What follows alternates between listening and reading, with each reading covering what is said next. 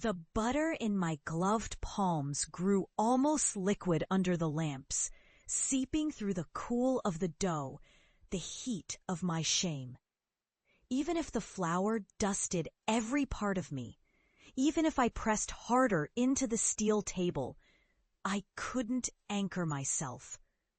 Blurred faces filled the little windowless classroom near Hongdae, their laughter ricocheting off mirrored walls, stacked high with cake models, and trophies inscribed with names that would never be mine.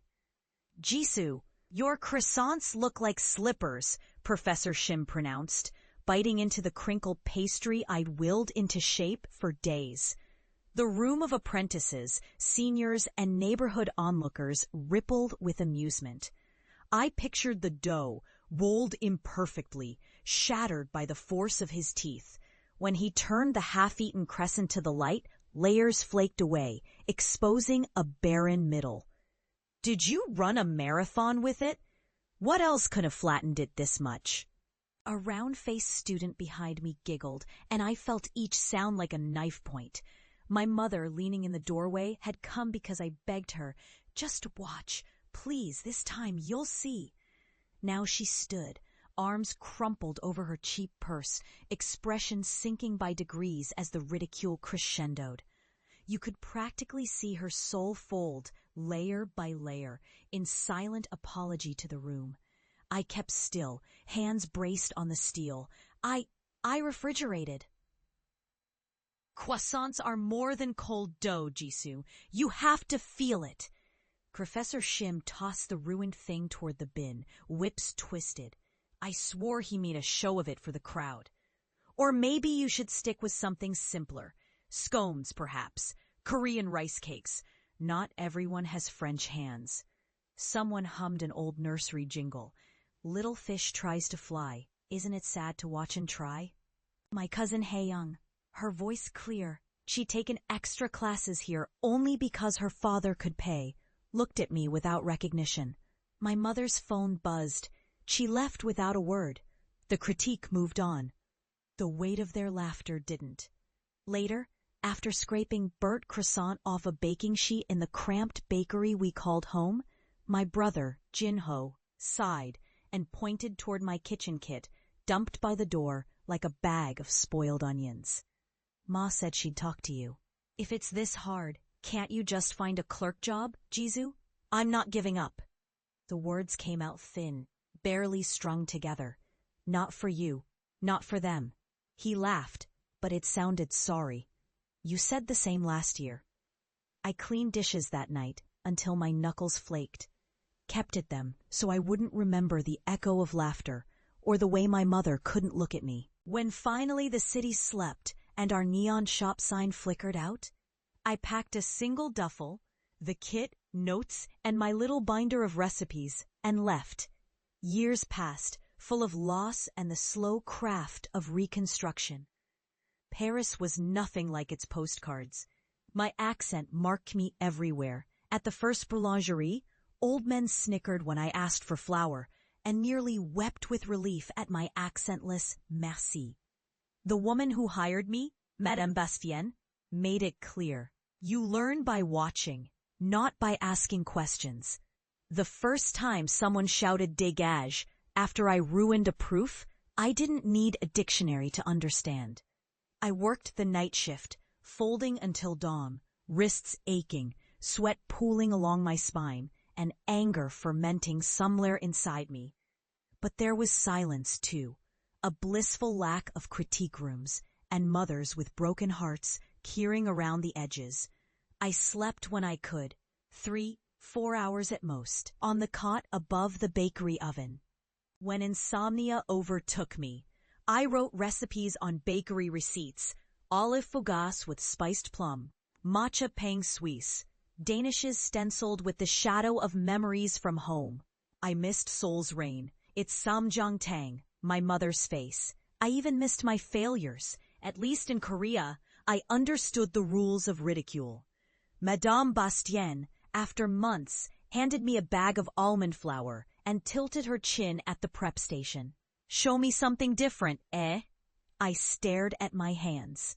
They moved before my mind did. I thought of my grandmother's stories, the sweet, nutty cakes we made in spring. Marrying them with new tools, new cream, transformed by heat, the pain receded, replaced by the measured concentration of creation. When she tasted my improvisation, she only shrugged, but the next morning there was a new rule. Jisoo rolled the dough. My French improved. My voice found new shape, less apology, more assertion. At local markets, old chefs who still remembered Korea would ask for the Seoul Girls croissants. I rose before dawn, folding the dough, trapping butter and hope between each layer. Didn't stop. Even the days my hands froze raw, even on Korean holidays with no family, I persisted. I sent home little. A postcard, sometimes loose euros for my brother, never enough for comfort. My mother replied only once, with a single impersonal text. I hope you are well. Business is slow this season. It hurt, more than I allowed myself to admit. Years later, Madame Bastien retired and bequeathed the bakery not to a French apprentice, to me. You stayed longest, worked hardest. It's yours if you want it. My whole life had been left for me like that, like a test. When the headline first appeared, Seoul native wins Paris Best Boulangerie, a few Korean expats sent congratulatory emails I barely remembered how to reply to. The big break only came when one day a tall man in a suit, clouds of cologne announcing his wealth from the threshold, offered me a chance. Open a patisserie in Seoul. Show the city what could be done. I stared at him, untrusting. But the ache was different now, emptier, more capable of desire. Why do you want someone like me? He grinned. Korea wants Paris, but with your flavor, not their rules. Returning was like opening a cold oven. Nothing smelled familiar. The city's dusk had a new kind of darkness. LED billboards flashed my name, superimposed in Hangul and French. Croissant Revolution, big block letters. My face somewhere in the pattern, airbrushed. A stranger. I walked the street where my family bakery still sat, unchanged. The pink awning sun-bleached and frayed. Everything felt partitioned by time. I could have called ahead, given warning. I'd asked the PR woman to set up a press launch at my patisserie 2 blocks away. But I needed to see for myself if the city would notice or care.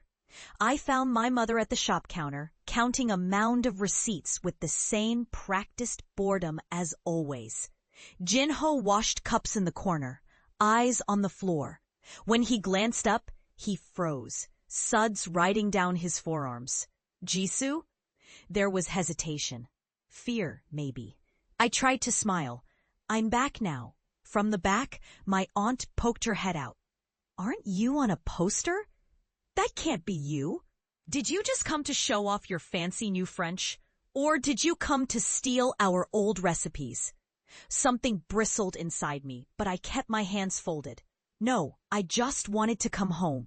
My opening is Saturday. You can come if you want. My mother's gaze flitted over me. She didn't seem to recognize me at first, or refuse to. You can cook all you want across the sea, but here, we eat with our hands, not with fame. I felt something wither, but nodded. Maybe just try what I made. Behind the counter, a thin-lipped woman I barely recognized, one of the cousins, muttered just loud enough. Why serve bread when we already sell rice cakes? Who eats that? I left quietly. The patisserie on opening day glimmered with lights, the kind I'd only seen in expensive wedding halls. The crowd spilled onto the sidewalk, but inside, I noticed the not-so-secret skeptics. Faces from the old critique room lingered at the window. Pressed shoulder to shoulder with Instagrammers and a few curious tourists, I watched them all through the kitchen's glass, heart hurling itself in my chest. My palms sweated through my gloves as I arranged the viennoiserie. Croissants, pain au chocolat, tarts topped with salted caramel and pear. There were cakes with red bean swirl, a quiet revolution marrying everything I'd lost and rebuilt. On the dot, A bell chimed. Staff ushered the first group in. People gasped, phone cameras flashed, but I watched only for the faces I remembered. Haeyong arrived, as if compelled by gossip duty. She swept through the door with a camera crew, her hair bleached pale and nails painted gold. She surveyed the rows of pastries, nose twitching. When she saw me in the kitchen, she pressed against the window, mouthing silently. "You did this?" I shrugged, gesturing for her to try something. She picked up a croissant, tearing it. Paper flakes and honeycomb open layers, soft yellow, the faint perfume of cultured butter and salt. This can't be real. She extended it to her crew, who started filming as they bit, eyes widening in disbelief. One of my old classmates from the critique room, a guy who'd called me Fish Girl, came in with his mother. He picked at the pastry as if it might explode, then took a bite. His jaw literally slackened. He whispered something to his mother, who demanded to meet the chef. I stepped out, my apron embroidered with my own name at last, Jisoo Han, patisserie. She bowed stiffly. "Are you really Shim's old student?" There was no disdain now, only disbelief. "He always said you would fail, that you had no nerve. But this," she pointed to the soufflé that sat on a carousel. "I actually want to buy your recipe for the cafe, please."